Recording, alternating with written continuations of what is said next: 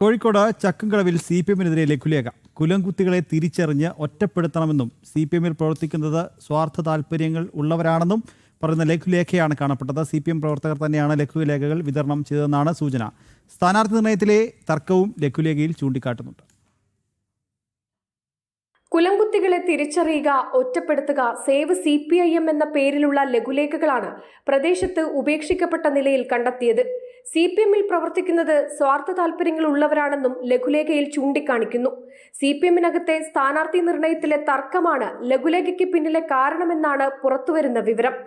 സംഘടനാ വിരുദ്ധ പ്രവർത്തനങ്ങൾക്ക് നേതൃത്വം നൽകുന്ന DYFI നേതാവ് Vishnu Paleri, CPIM local secretary P. Iqbal, MA Rasheed എന്നിവരെ പൊതുജനങ്ങളും സഖാക്കളും തിരിച്ചറിയുക, ഒറ്റപ്പെടുത്തുക എന്നാണ് ലഘുലേഖയിലെ പ്രധാന പരാമർശങ്ങൾ.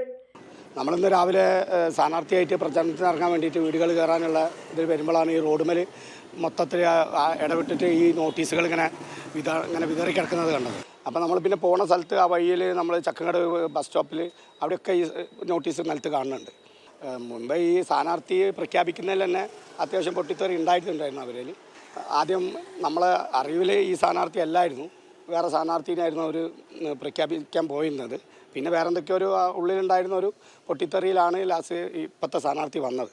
തീർച്ചയായിട്ടും അവരെന്നെ പേര് മെൻഷൻ ചെയ്യാനൊക്കെ നിൽക്കുന്നുണ്ടെങ്കിൽ അവരെ കൂട്ടത്തിലുള്ള പോലെ തന്നെയാണ്. കാരണം അതിൽ വ്യക്തമായിട്ട് പേരുകൾ കൊടുക്കുന്നുണ്ട്.